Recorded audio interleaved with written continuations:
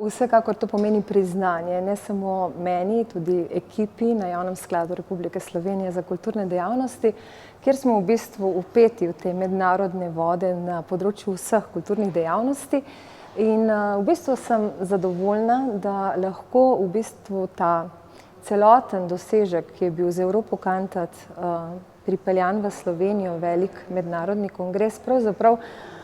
pokažemo tudi preko tega priznanja, da je kultura pomemben akter na tem področju in da v Slovenijo pripeljemo zelo veliko različnih kongresov, festivalov in Slovenijo s tem v bistvu uvrščamo na svetovni zemljevid, hkrati pa tudi v Slovenijo ves čas pravzaprav pripeljamo nova znanja, nove ljudi, nove akterje.